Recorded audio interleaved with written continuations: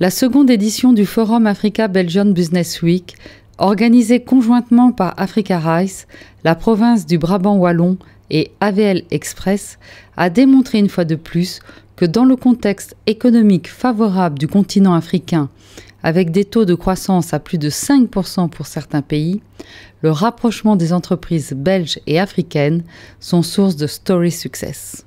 Je constate avec vous que c'est en Afrique que la croissance est la plus forte et que c'est dans ce potentiel de croissance que se trouve un certain nombre de nouveaux marchés pour nos entreprises. Pessimiste ou optimiste, la question n'est au fond pas pertinente. Là où est la croissance, là où est l'activité, là où sont les investisseurs. L'Afrique, pour Jacques, que je suis, c'est d'abord des relations humaines. Et si je suis présent avec un grand honneur comme celui-là, oui, c'est pour vous parler d'une certaine réussite, mais la réussite assez incroyable, parce qu'en 2008, j'étais dans le gouffre. J'étais presque en faillite.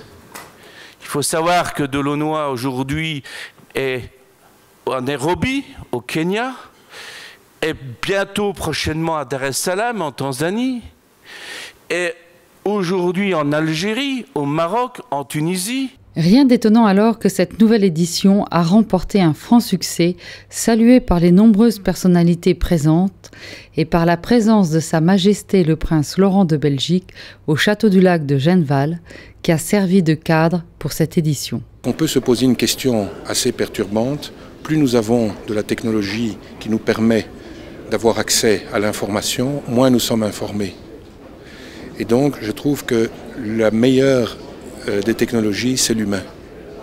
Et donc ici, le rôle capital que joue cette ASBL est fondamental pour faire connaître la mentalité surtout, parce que vous savez, ce qu'un computer ne fait pas, c'est rentrer dans la mentalité, faire connaître la mentalité des personnes. Pays à l'honneur, la Côte d'Ivoire a envoyé une importante délégation, emmenée par le Premier ministre Daniel Kablan-Duncan. Celui-ci a notamment fait un état des lieux très exhaustif des relations économiques entre la Belgique et la Côte d'Ivoire. La Belgique émerge ainsi au rang de 8e client et 15e fournisseur de la Côte d'Ivoire. Elle peut nettement s'améliorer, a-t-il insisté, auprès des décideurs présents à cette édition. Que peuvent attendre les entreprises belges et européennes du CPC, tant en matière de réglementation ou qu'en matière de facilitation, effectivement, pour qu'ils puissent venir investir en Côte d'Ivoire? Le gouvernement a mis en place un guichet unique au CPC qui rassemble l'ensemble des administrations et qui vous permet en une seule formalité de pouvoir avoir tous vos documents. Et les dernières réformes qui ont été prises par le gouvernement consistent même à avoir un identifiant unique, de sorte que vous n'avez plus besoin d'avoir plusieurs identifiants fiscaux au niveau de la sécurité sociale. Vous avez un seul identifiant qui permet à l'administration de vous reconnaître en tant qu'opérateur économique. L'importante fréquentation et la participation de centaines d'entreprises belges et africaines sont notamment à mettre au crédit d'Africa Rice, organisatrice de l'événement. Ainsi, comme l'a souligné Christian Lyongo, son président, le nombre de participants est passé de 270 à 800 d'une année sur l'autre, ce qui démontre l'engouement croissant autour de cet événement. On croit vraiment à l'Afrique et on veut être acteur demain en Afrique et participer au développement de ce continent qui va être le futur de toute l'humanité. J'en suis convaincu. Comme c'était le berceau de l'humanité, ça sera le futur de l'humanité. C'est énorme ce qui va se passer bientôt en Afrique. Tintin au Congo, c'est fini. La colonisation, c'est du passé. Nous n'avons pas à connaître ce qui s'est passé. Ce qui nous importe aujourd'hui, c'est le présent et le futur. Aujourd'hui, le monde africain a tout à fait changé. Le monde africain est dans une mouvance économique qui va de l'avant. On n'est pas à la veille d'une économie qui va aller de l'avant. Non, on est en plein dedans.